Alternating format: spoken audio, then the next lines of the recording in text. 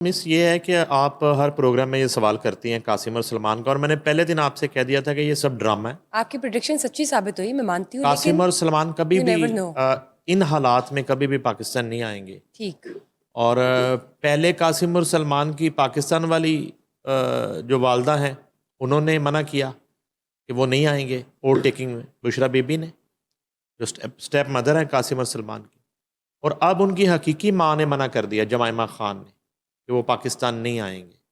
अच्छा, उसके बाद ये भी इतलात आ रही हैं कि जमाइमा खान ने मुबैना तौर पर कहा है कि मैं अपने बेटों के लिए इमरान खान के जो करीबी रिश्तेदार हैं उनसे ख़तरात लाहक हो सकते हैं, तो मैं मतलब महफूज नहीं समझती ठीक, उनको पाकिस्तान भेजना। इमरान खान साहब के खानदान के साथ उनको मतलब वो रिलायबल नहीं समझती उनकी एग्जैक्टली फैमिली को। और एक ये वजह वो बता रही हैं। दूसरी वजह ये है कि उन्होंने एतराज़ किया है जमाइमा खान ने कि तहरीक इंसाफ की जो क़यादत अमेरिका में बैठी है, और अभी कासिम और सलमान जब अमेरिका में थे तो उन्होंने इंतहाई सर्द मोरी का मुजाहरा किया। वहाँ पे उनका कोई इस्तकबाल, कोई उनका रिसेप्शन, कोई उनका जो है ना उस तरह का जो पीटीआई का एक टिपिकल स्टाइल है एक हल्ला गुल्ला करने का, वो कुछ भी नहीं वो था। कोई नहीं हुआ। कोई भंगड़े नहीं, कोई ढोल नहीं बजे, कोई चक्कर नहीं, कोई फूलों की पत्तियां निछावर नहीं हुई। वो बेचारे गए हैं और वो भी पता नहीं किस रेस्टोरेंट से वो खाना खा बैठे हैं, और कोई प्रोटोकॉल्स नहीं मिले। एक वाबिल है कि पता नहीं क्या उनको क्या खाते रहे, क्या नहीं खाते रहे, बहरहाल। लेकिन ये है कि अब तो क्लैरिटी आ गई है, वो पाकिस्तान नहीं आ रहे।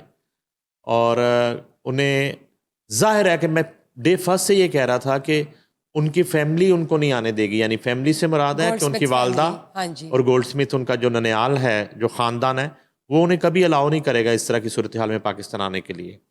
और अमेरिका वाला भी सीन था, एक फ़ोटो सेशन था, राइट। वो इसी तरह ये रिचर्ड गर्नैल वगैरह, ये सारे आपने अमेरिका जाएं, आपके तस्वीर बनानी है, वो आपके साथ तस्वीर बना लेंगे, उसमें कोई ऐसा इशू नहीं है। तो वो इस तरह का फ़ोटो सेशन था।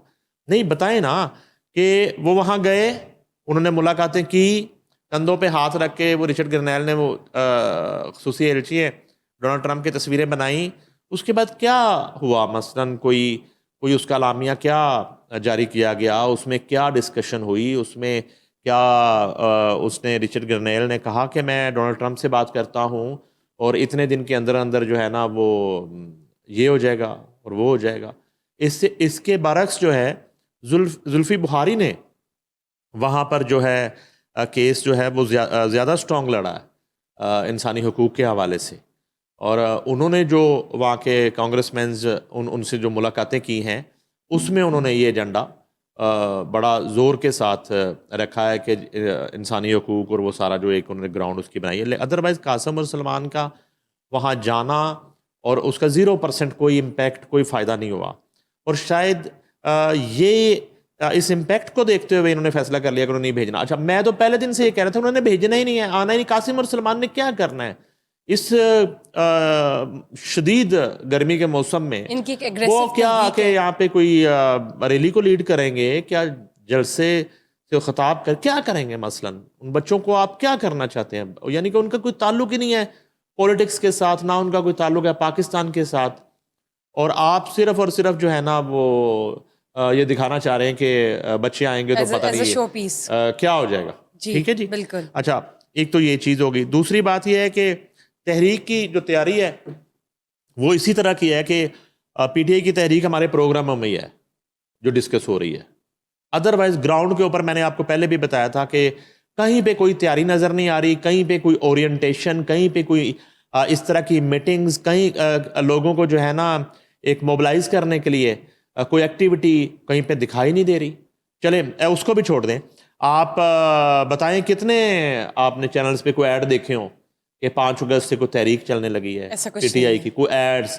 चले इमरान खान की तस्वीर पे पाबंदी हो सकती है, बैरिस्टर गोहर की तस्वीर पे पाबंदी तो नहीं, अली मीन गंडापुर की तस्वीर पे पाबंदी तो नहीं है, तो वो वज़ीर-ए-आला केपी के हैं, तो कोई होना चाहिए ना, कोई अखबारों में कोई ऐड दिखाई दे रहा हो, कोई टीवी पे ऐड हो, लोगों को मोबिलाइज करने के लिए, लोगों को जो है ना एक उनका लहू गरमाने के लिए, उनको निकालने के लिए कोई तो कैंपेन होगी ना। तो ये किस तरह का एहतजाज है? वो एहतजाज है जुमे की नमाज के बाद ये किया करते थे, बाहर निकल के 4-4 6-6 बंदे वो नारे लगा के घर चले जाते यानी थे। काम सी सिचुएशन है, ठंडी सी तहरीक की तैयारी बिल्कुल है, बिल्कुल है ही नहीं है aggression उसमें कोई जान दिखाई नहीं दे रही ठीक ठीक तहरीक में, एनर्जी नहीं है। एग्जैक्टली है ही नहीं कोई। और आज डेट्स आप देख लें कितने 10 दिन 12 दिन रह गए हैं, बिल्कुल, ठीक है। इन 10-12 दिन में क्या क्या कर लेंगे आप ये लाहौर में जलसे की इजाजत मांगेंगे, इनको जलसे की इजाजत नहीं मिलेगी मिंटो और पार्क में। डी चौक पे तो उन्होंने खुद मना कर दिया कि हमने नहीं करना। हाँ, इस्लामाबाद इन्होंने जाना ही नहीं, इस्लामाबाद का फैसला उन्होंने खुद कर लिया। यहाँ पे मुझे नहीं लगता पंजाब हुकूमत इनको, हाँ अगर इनको कोई अड्डा प्लाट और इधर उधर कोई ऐसे इलाके में कहीं अलाउ कर भी दें तो वो सूरत हाल आपके सामने है। ठीक हो गया।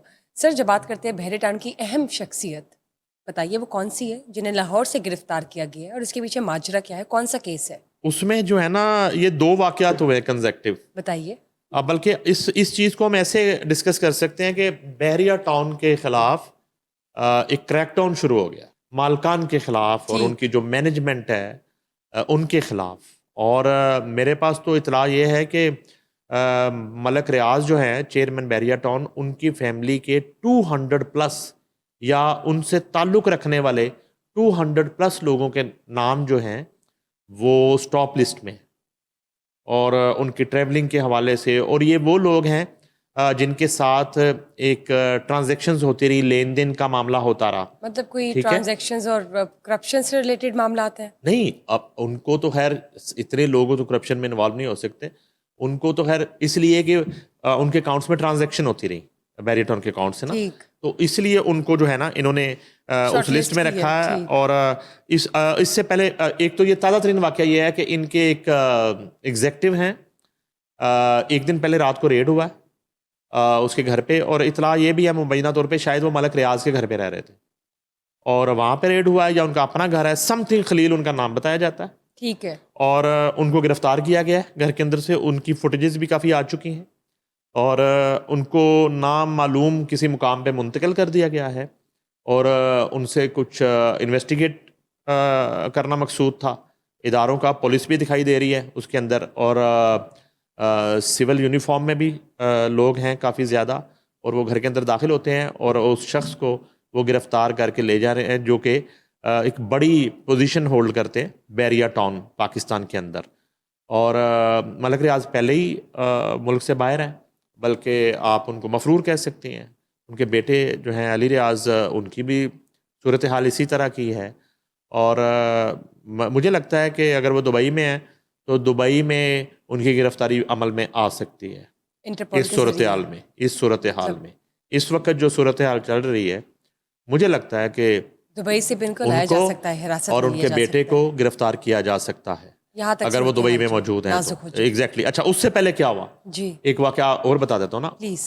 इनके मलक रियाज के सगे भाई को इस्लामाबाद एयरपोर्ट से गिरफ्तार कर लिया गया। उनको जो है 2 घंटे जो है ना वो फ्लाइट टेक ऑफ नहीं हुई उनको ऑफलोड करने के लिए।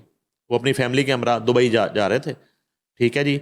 और हसास इदारों ने बहरिया टाउन के मलक रियाज के भाई मलक फ़रद को गिरफ्तार कर लिया।